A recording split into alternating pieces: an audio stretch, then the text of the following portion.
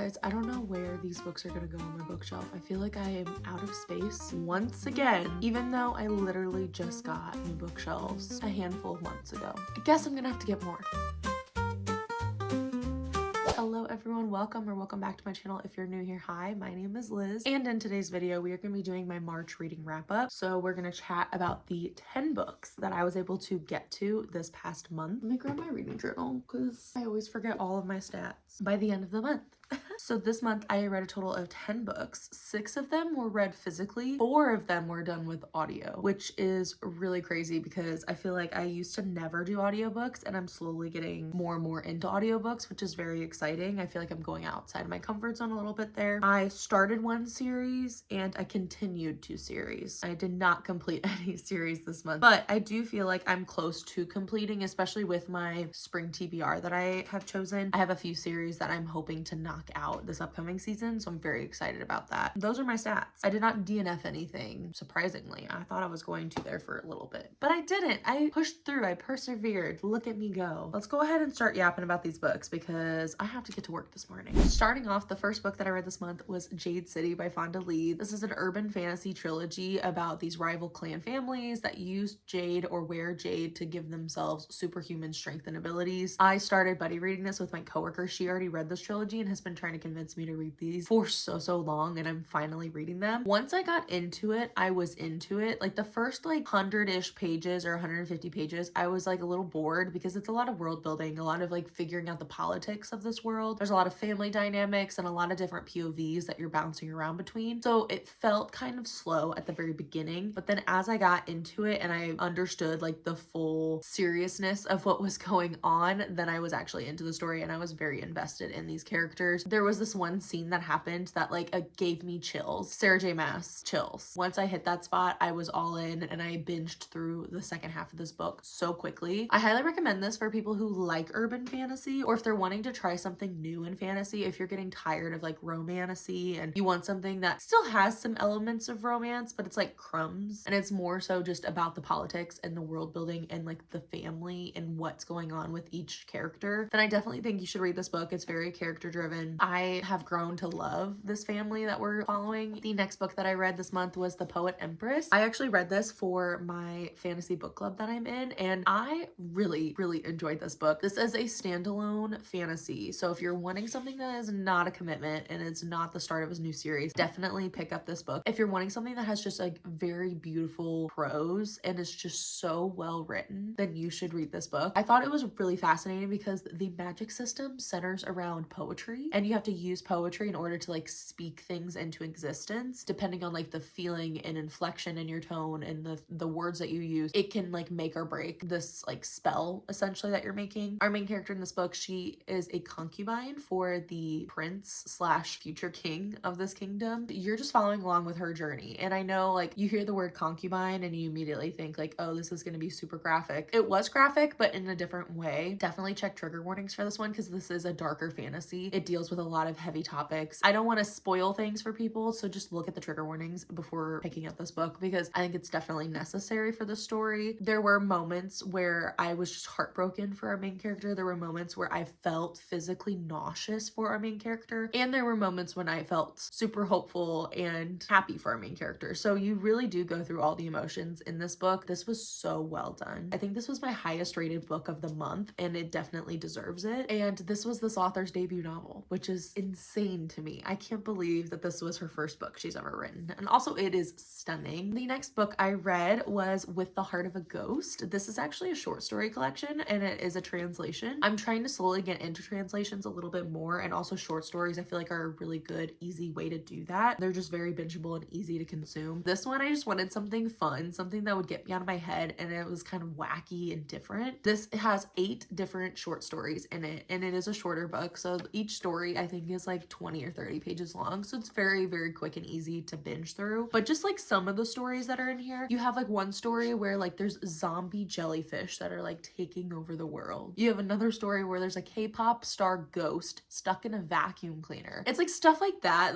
One story, a man is turning into a tree. Just very weird and different than what I'm used to, but it was so much fun. I highly recommend it. Like I said, I haven't read too many short stories or translations, but this is my favorite that I've read so far, so I definitely recommend it to people. The next book I read, this was a highly anticipated book for me, a new release of this year that I was really excited about. And Now Back to You by B.K. Borison. This is the second book in her Heartstrings trilogy. I think it's Heartstrings. The first book in the series was First Time Caller, which I read last year around Valentine's Day, and I thoroughly enjoyed. So I was very excited to pick up this one because this is following a couple of our side characters that you meet in the first book. So I was really excited to get their story. This is about two rival meteorologists. One of them, he works for the radio show that you learn a lot about in First Time Caller. Sorry, I'm still slightly congested from being sick. So like this whole area of my face feels gross. And then our female lead, she is the meteorologist at the local news station, and they like work right across the street from each other, so they have a lot of encounters in the parking lot, and it's just really cute. It's very much like When Harry Met Sally. That's like the vibes of this book, which I think is literally what it's inspired by. But these two are forced to work together on an upcoming snowstorm, so they are forced proximity and have to work together and slowly get to know each other through this whole process. It was so cute. I really enjoyed it. I ended up giving it 4.5 stars. Everything that B.K. Borison writes makes me giddy. Like, it's the kind of romance that just makes me want to keep reading and makes me want to keep spending time with these characters, and I just really enjoyed it. I'm very excited for the third and final book in the series to come out because I already know who it's about. You get glimpses of them in this book, and it might be my favorite one yet. The next 4 books, these are all books that I actually read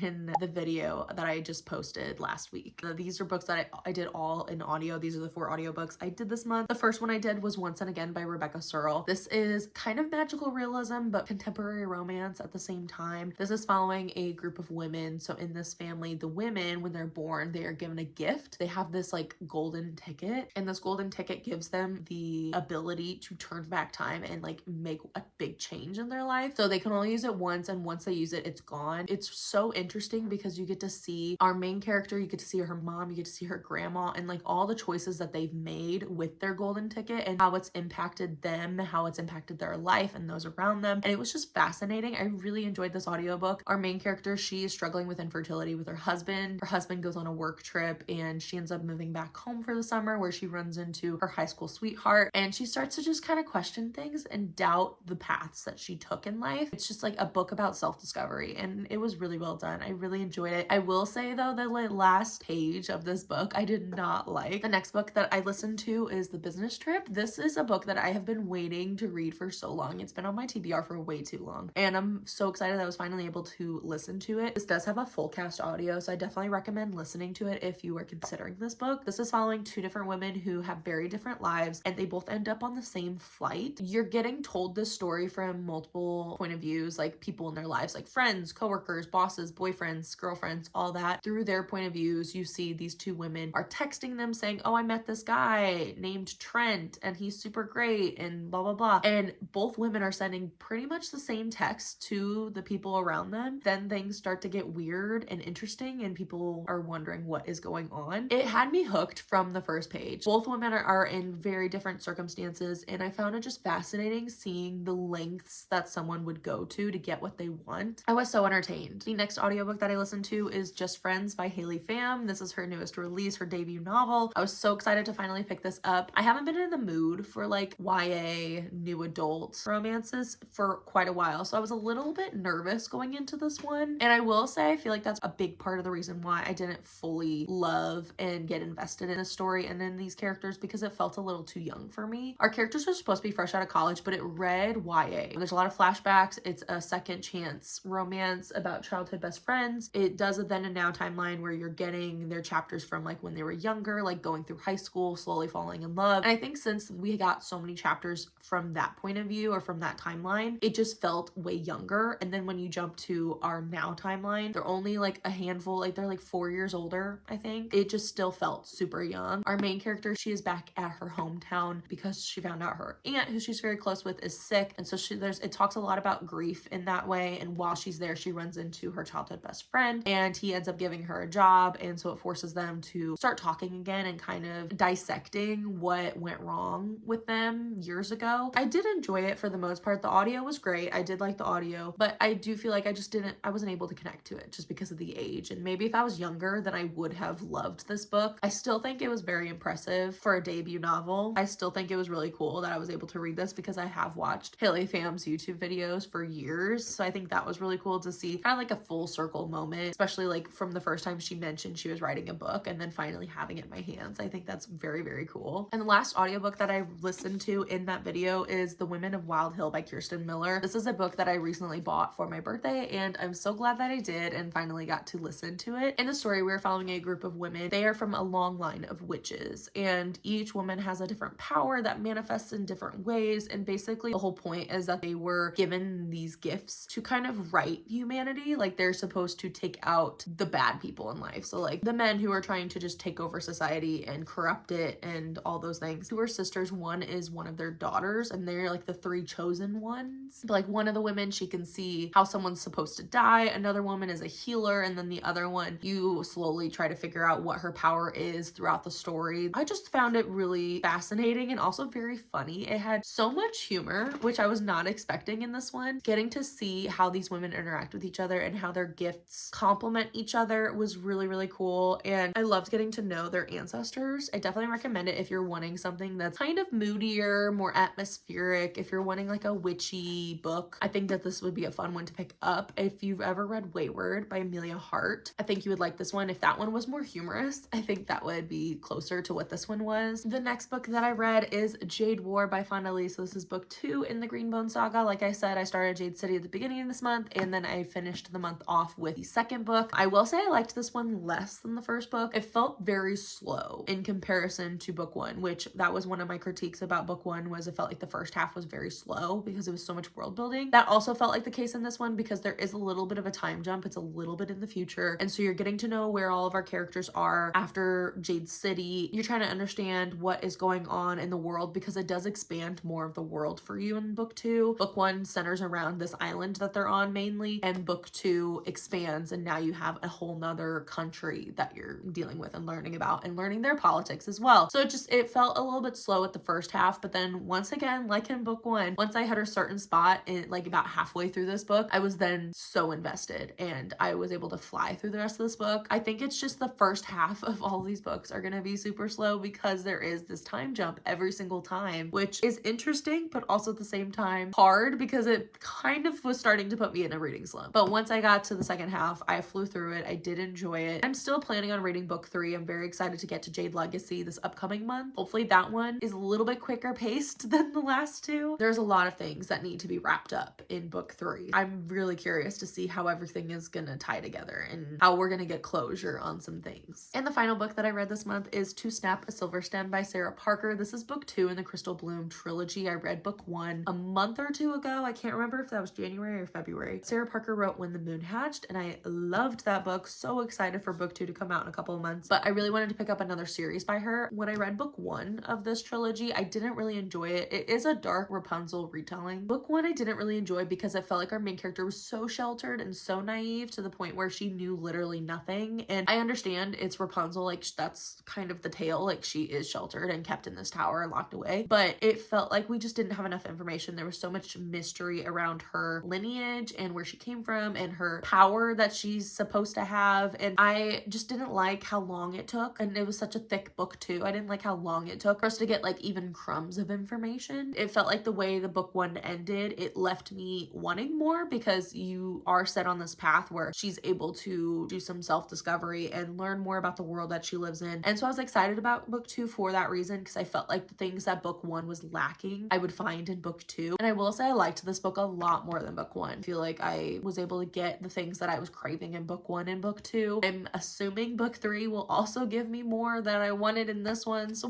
we shall see. Kind of weird because usually book 1 is like the best in a trilogy, but for me it feels like it's gonna be backwards. Like book 3 will be the best, book 2 will be second best, and book 1 will be the worst, which is not great, especially if you're starting a series and you're considering continuing it. Still love her writing. It's so bingeable. Like I read this in 2 days and this is over 600 pages.